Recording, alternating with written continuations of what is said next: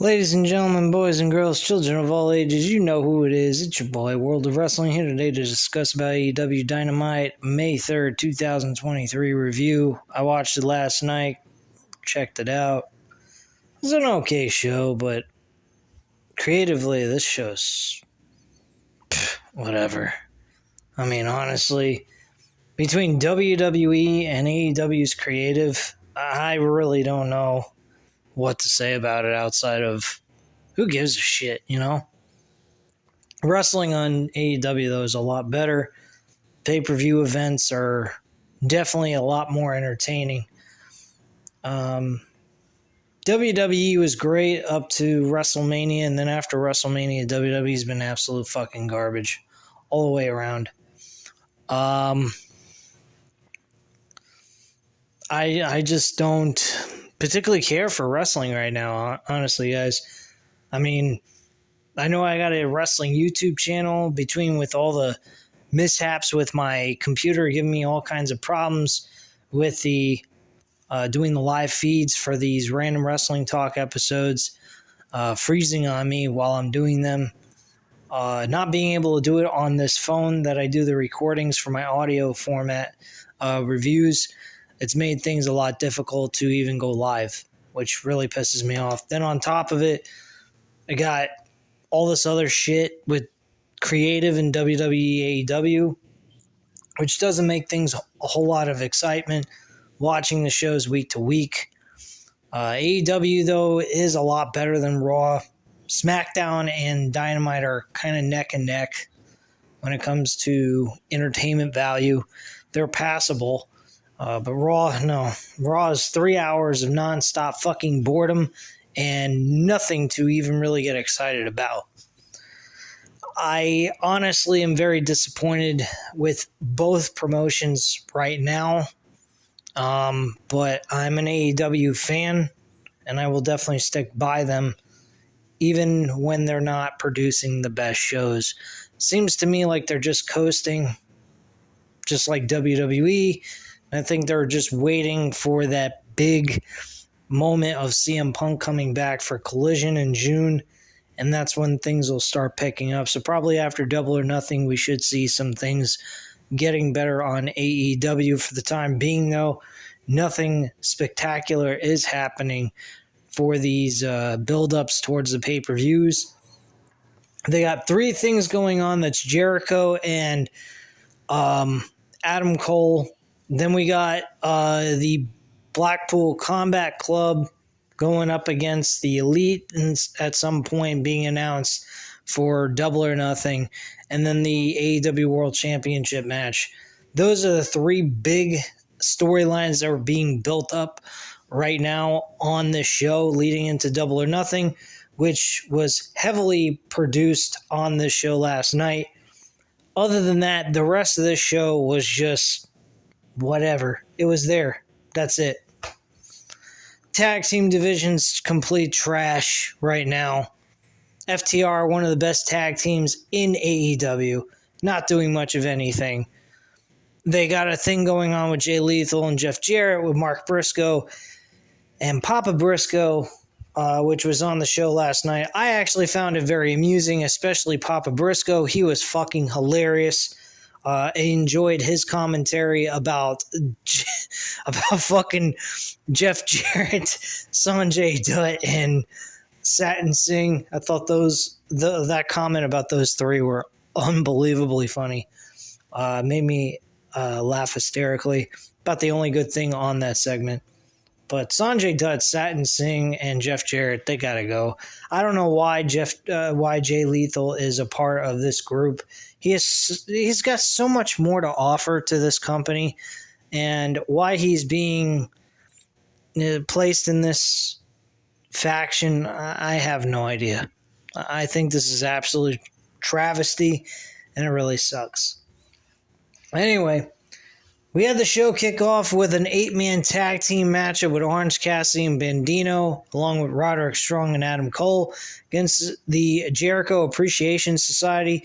We saw Matt Menard, Angelo Parker, Daniel Garcia, and Jake Hager All four of them. Jericho is on commentary throughout the entire matchup, wearing a shirt of Britt Baker's face on it with a black eye, which, by the way, there's rumors going around that people are very upset and find that to be like AEW supporting domestic violence. If you watch the show, you'd understand why they're doing it. It's part of a storyline, and they're utilizing this shirt as a merchandise item that people can purchase, which I don't think is a good idea because of that rumor alone, which is not good and not good publicity. So I don't think you want to have that kind of publicity, even if it's, I know sometimes negative publicity can be good in a way, but not in that sense, not domestic violence. Domestic violence on a woman is not exactly the best thing in the world. Women are very much protected in this world these days by the law and everything else. Unfortunately, there are women out there that do get abused and get mistreated by other men, which the men that do that really should have their dick cut off and their hands removed from their bodies. Talking about male mutilation there. But, getting off of that subject, the opener of this match is an 8-man tag team match. Very fun, very enjoyable. Again, I will repeat the same fucking thing over and over again. They continuously not have tag team wrestling in this fucking company when it comes down to it. It's tornado tag rules. Anybody and everyone can get involved in the fucking match as it goes on. Don't understand it. Adam Cole, though, picked up the victory.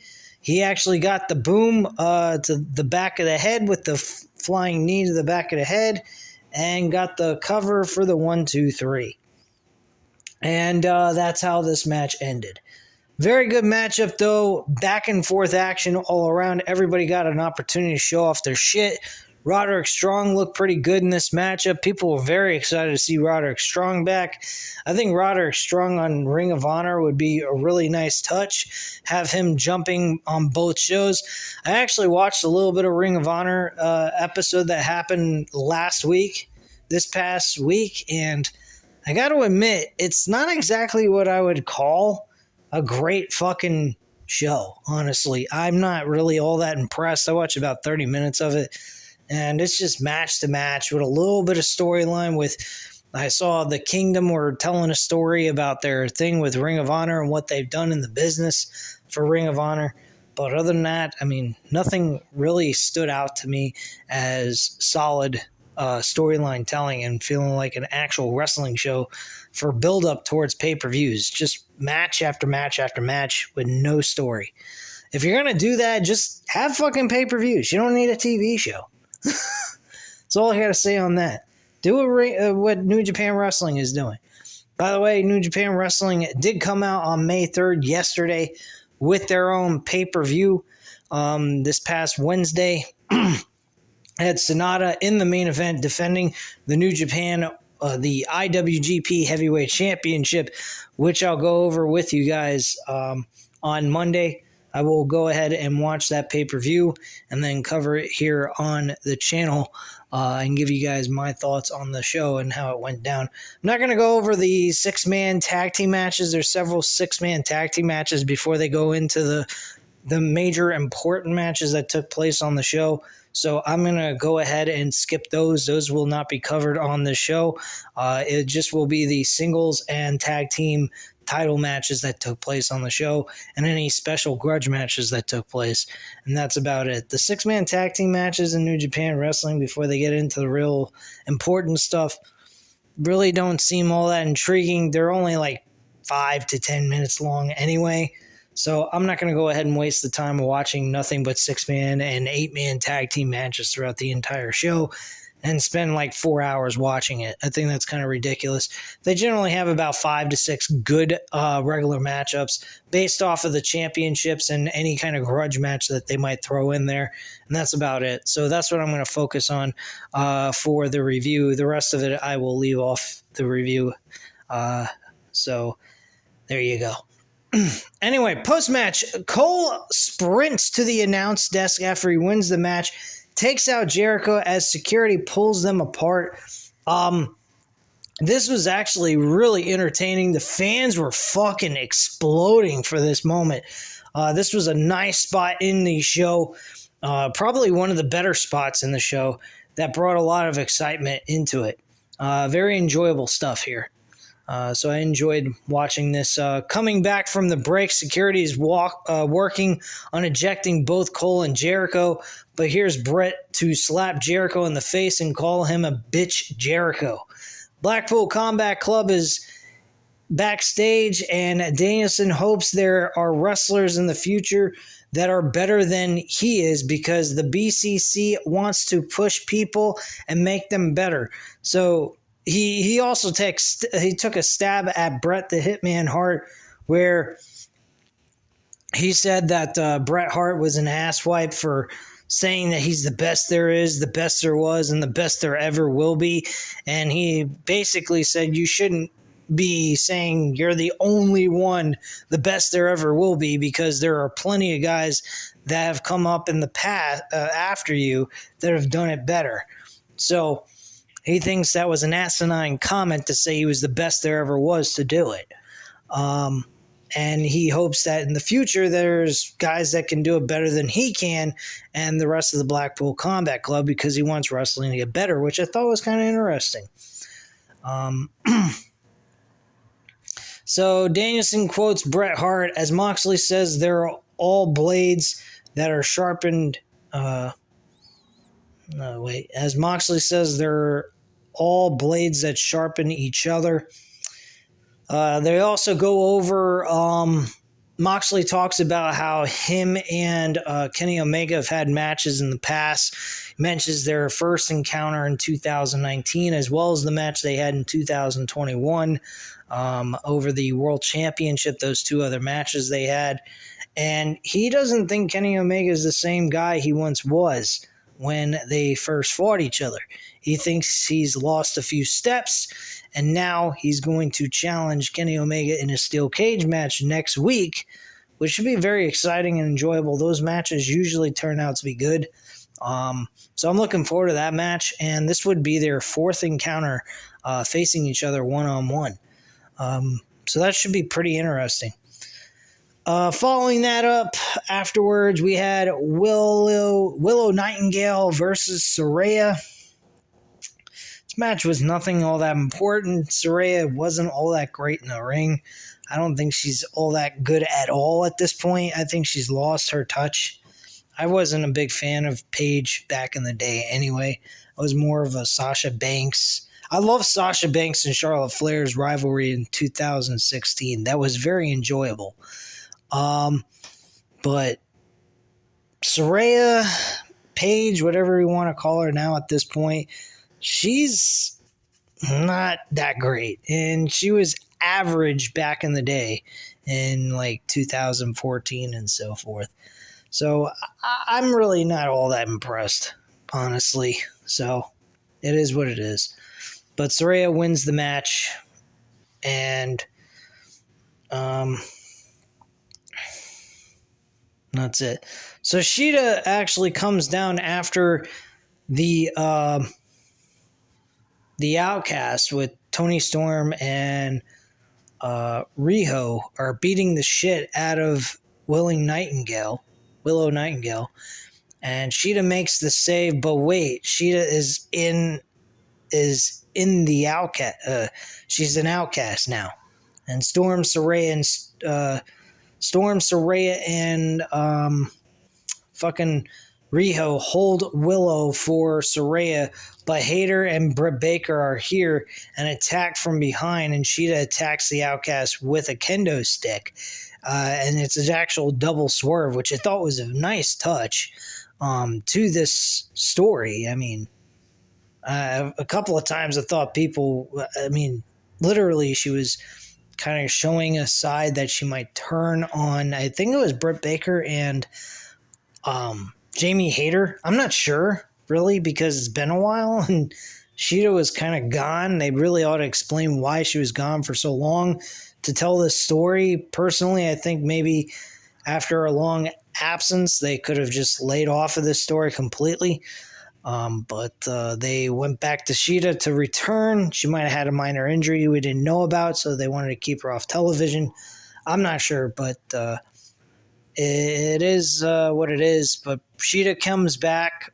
She joins with Britt Baker and Jamie Hayter, and Sheeda's celebrating together with them as they spray paint the Outcasts with an L. Nice.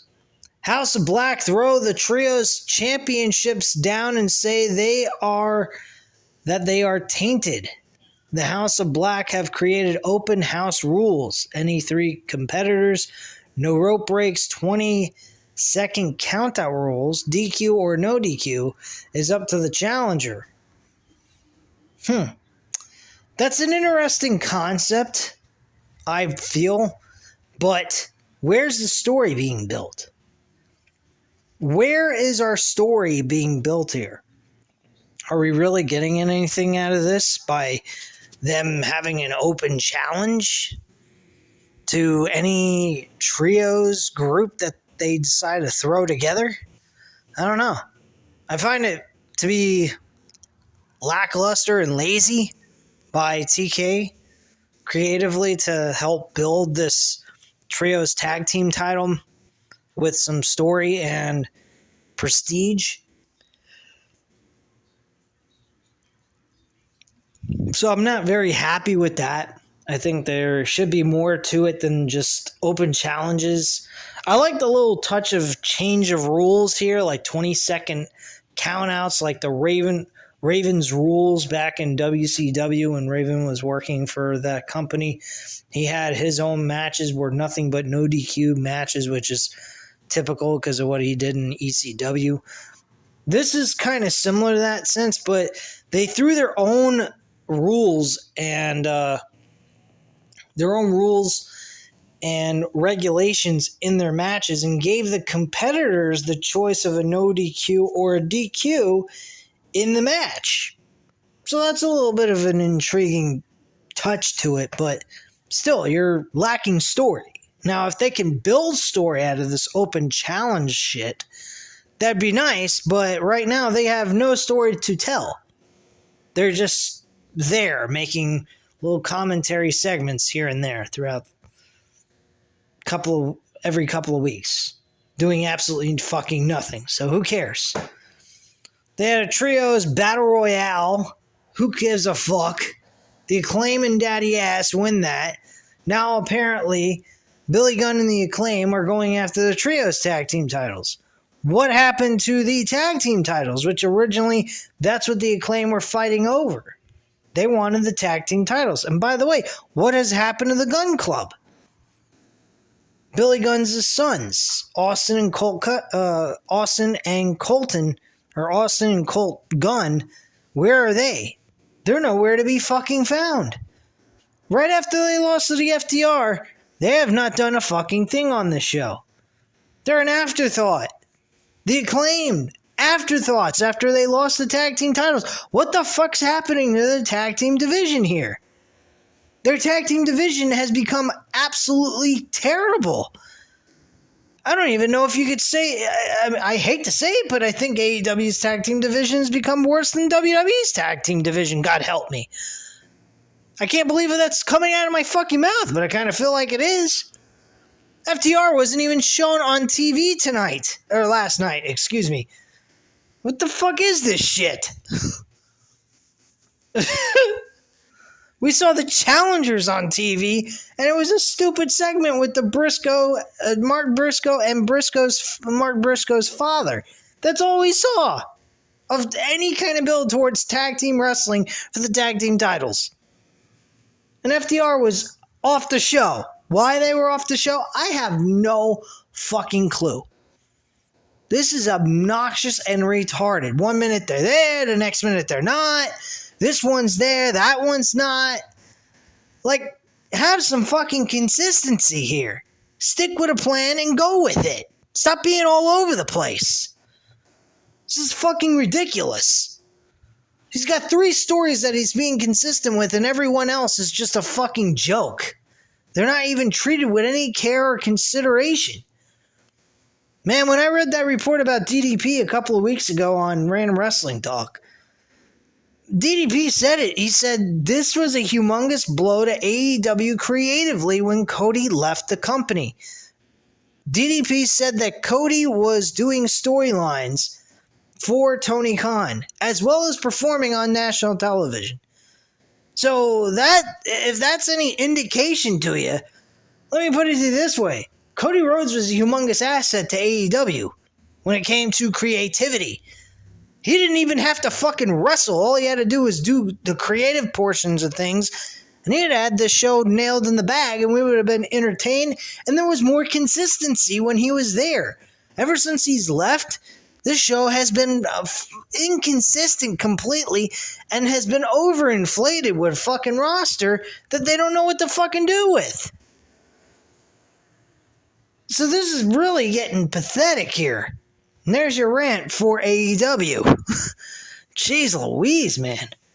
Between WWE and AEW, I don't know if I really care to watch wrestling anymore. And I've been watching it since I was 5 years old. I guess kid dreams have to die. I don't know. Anyway, following that, we had Sammy Guevara with Renee Paquette, and MJF says last week was his fault. His back flared up and he needed the entire card to himself. And he said he didn't tell him that because he didn't want to feel like a wuss and he didn't think that he would still want to be his friend. And what the fuck am I watching? MJF kissing ass to Sammy Guevara. They've made MJF look like a fucking powder puff. A fucking pussy. He's going ahead and he's kissing ass to Sammy Guevara, who's also a guy who's going to challenge him for his World Heavyweight Championship title at the pay-per-view. Does he honestly believe that he was going to have Sammy Guevara lay down for him in the middle of a title match? The biggest opportunity in his fucking career? He's going to lay down for fucking MJF. Sure. Okay. If you don't think there was going to be a swerve coming that way towards MJF, you got another thing coming. Sammy Guevara was playing him just as much as MJF was playing him. Playing Sammy Guevara. So let's be real with ourselves. The whole thing was a fucking joke. You could clearly see through that shit beyond belief. But they made up. They hugged. They kissed each other's foreheads. I mean, what is this? Some woke shit? Whatever. So Kenny Omega and Don Callis are backstage, and Callis says he thinks about Moxley every single day after 23 stitches and a skull fracture. Moxley is a sick, twisted, narcissistic sociopath. And Omega says there is no planet in the universe where Moxley can touch him. No level of violence will take place next week inside the cage. So, let me repeat that. New level of violence will take place next week inside the cage. I apologize. I don't know why I said it completely different. Anyway, we had Wardlow defending his TNT championship against who? Who? Who the fuck knows and who the fuck cares? An enhancement talent that got his ass whooped in less than 1 minute with the Powerbomb Symphony and the 1, 2, 3. After the match is over, Wardlow wants the mic and says he's not done yet. He hasn't broken a sweat. And Wardlow says Christian wants to cut the line, so Wardlow calls out Luchasaurus to do it right now. And Christian says the title shot doesn't belong to Luchasaurus, it belongs to him. And we have Wardlow having like an astonished look on his face like he's supposed to be surprised. Like, who the fuck cares about Christian Cage getting an opportunity for the TNT title? I don't even know why Christian is interested in the TNT title. The title is so unprestigious, it's ridiculous. And besides, Wardlow is twice his size. Why wouldn't he go after the International Championship and go after Orange Cassidy? He's a smaller person. And the title's more prestigious, to be quite frank with you. The TNT title's like a fucking dirty prostitute that's been passed around for everyone to fuck. Need a break. TNT title's just a cheap whore that everyone's had a chance to fucking have their way with. Who the hell wants that damn pathetic title? I know I wouldn't if I was a professional wrestler. An unbelievable video package is shown of Jay Lethal, Jeff Jarrett, Sanjay Dutt, and Satin Singh at the Briscoe Chicken Farm. And Satin and Sanjay are in overalls is worth the watch alone. Very hilarious. This is what's written by WrestlingHeadlines.com. And I have to agree with the writer on this. It was very funny. Briscoe's father told Mark he needs to watch himself with the guy in the overalls. And he said, "Which one?" He said, "All of them." I'm like, oh my gosh. The father was great.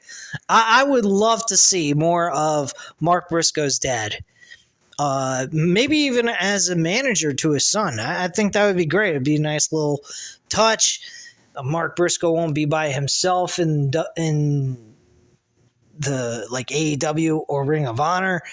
I think his father could bring some slice of entertainment and make people laugh in the sense of good comedy humor, not making a mockery out of himself.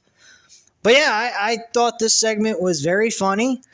But overall, I don't know why Jay Lethal and Jeff Jarrett are a tag team, and I don't particularly care. Why they're challenging for tag team titles, I have no idea. They haven't earned any right to them. They've already wrestled for the tag team titles and lost. Why they're challenging again, I have no idea. And I don't particularly care why. They shouldn't be challenging for tag team titles. The only thing that's worth watching is the fact that Jay Lethal's best friends with Mark Briscoe and Jay Briscoe at one point when he was still alive. So there's a connection between those two characters, so that makes a lot of sense. But other than that story being told, wins and losses, for them to be challenging for tag team gold makes no sense at all. It devalues the tag team title, makes absolutely no fucking sense for these two guys to be challenging for tag team gold. And Jeff Jarrett and Jay Lethal being a tag team really makes no fucking sense to me either. But they want to do that, so be it. I guess we have to deal with that. But I don't see any point in it, and I don't see them winning the tag team titles from FTR. They do. I mean, you might as well take those tag team titles and throw them in the fucking garbage at that point. Anyway, we get Ricky Starks and Juice Robinson. Just heading to the end of this, Starks reverses a maneuver that Juice Robinson's performing and lost for a roll-up for 2. Starks ducks under a sidekick and lands a big spear and then connects with the Rochambeau by Starks to get the win and the 1-2-3. So Ricky Starks picks up a victory over Juice Robinson. The match was average at best. I didn't even really pay much attention to this fucking match. I mean, they made Ricky Starks turn out to be absolute shit after his match with whatchamacallit, with Jericho. I mean, you take him from facing Jericho to doing nothing with him, and Jay White, which, by the way, Jay White gets the jump on Ricky Starks post-match before Starks fires back, but Juice saves White at that point.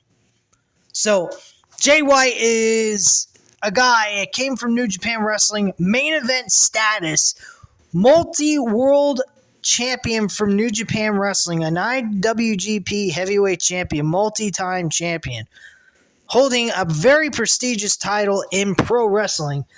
I think the IWGP heavyweight title's got the biggest prestige out of any wrestling promotion in the world. Truthfully. as crazy as that might sound, because WWE's been around for quite a bit longer, but because of what they've been doing with the titles and all that shit, and being so focused on Roman Reigns reaching a certain amount of days to break some fucking dumb, pathetic record that means absolutely nothing. And back in the day, titles were not defended month to month or every couple of months. They were maybe defended 3-4 times a year, possibly. Hulk Hogan, by that time, yes, he did have it for a very long time, for 4 years, but you didn't see him defending it every fucking month. I mean, when you got somebody going ahead and defending their title practically every month out of the year, it's a little different. So you're not going to see people holding on to titles for very long as that, 1,400 plus days, which has been rumored that they want to try to possibly do that. I hope they don't. Hope they eventually at SummerSlam end this bullshit with Roman Reigns being the world champion, but I doubt it, and I'm not going to get my hopes up. The best thing to possibly do when it comes to WWE is don't get your hopes up. It will bite you in the ass. Anyway, Jungle Boy and Darby Allen are backstage warming up in the back, getting ready for their match for the main event. And Darby Allen leaves. MJF sneaks in the locker room after Darby leaves in an attempt to make a deal with Jungle Boy, Jack Perry. But that gets slapped in his face instead. So Jungle Boy refuses to be a second man to MJF. Instead of being at the throne, he wants the fucking crown. He wants the World Heavyweight Championship. He's not going to be MJF's crony. That's his attitude at this point. So that's what he's going with. Anyway, that's that. He comes back, Darby Allin notices MJF was in the locker room just before he got back in, and said, what the hell was that about? And Jungle Boy said, don't worry about it, man. It was nothing, because it's just BS. And he said, we got this. And Darby Allin says, no, I got this. So he's lost complete trust in Jungle Boy. Not that they had any really good relationship going on going into this tag team matchup. They really were not in they weren't really being buddies with each other. So just saying. So the main event was Sammy Guevara, MJF tag teaming together against Darby Allin and Jungle Boy. This was to determine whether or not we were going to have a fatal four-way instead of a singles competition. I'm going to say that there is some positives to this storyline that TK did, but there are some negatives. First off, you're starting a tournament, making us think we're going to get a one-on-one singles competition. Then we've got MJF throwing his bullshit tactics in the way into this tournament, pretty much devaluing the tournament completely, making it meaningless. And then we're getting a tag team match to determine whether or not we're getting a fatal four-way or just a singles match between Sammy Guevara and MJF. Now, the point of what I'm trying to say here is, by doing this direction of getting to the fatal four-way match and making it official, is during this match, somebody could have gotten severely injured. We could have looked at just a triple threat or no multi-man match at all, making the whole thing completely bogus and retarded. And that could have cost us some major issues here, because this was a really physical matchup. These guys really kicked each other's ass and did a great job. This was a good main event tag team matchup. I've very much enjoyed this.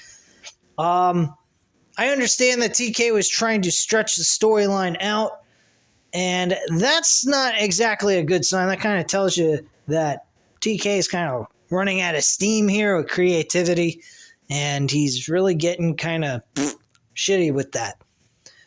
But anyway, during the matchup, though, Sammy Guevara realized that MJF finally was up to no good. He meant nothing what he was saying to him, and he finally realized that and turned on MJF. But unfortunately, Sammy Guevara suffered the loss. He got the pinfall.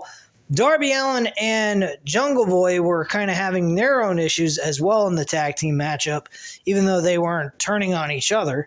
But Darby was having problems trusting Jungle Boy, and he almost connected with a coffin drop right on top of Jungle Boy while Jungle Boy was going for a pinfall on Sammy Guevara. But Jungle Boy realized if he don't move, he's going to do it anyway. He don't give a fuck. So he moved out of the way, and he actually got a blind tag Darby Allen on Jungle Boy. So he connected with that maneuver and got the 1, 2, 3, and they walked away victorious, with it now becoming a fatal 4-way match. So it was made official. The Four Pillars Fatal 4-Way match is for the AEW Championship. MJF walks away very upset and frustrated by all of this and was extremely pissed off. And at the end of the day, we get the show going off the air with MJF extremely mad, looking at the graphic on the Titantron and being extremely pissed off about all this, which is very understandable. I mean, he's got 3 of the best young stars going up against him being one of those young stars as the champion, and it ain't going to be an easy task. Again, he's facing a very difficult task, and how they're going to pull this off is going to be very interesting. I believe they did a good job with him and Bryan Danielson over the Iron Man match for the World Championship, so I'll give them a lot of credit on that. But this is going to be very interesting how they go about keeping the title on MJF in this matchup and how well they can pull it off. So I'm looking forward to that match for Double or Nothing. Should be exciting. And anyway, at this time, that is the end of the review. So if you enjoyed this review, please go ahead, hit the like button if you enjoyed the video. Hit the subscribe button if you're not already subscribed to the channel. And leave a comment down below. I'll definitely get back to you on that. Thank you guys very much for watching. And have a great night, guys. Bye.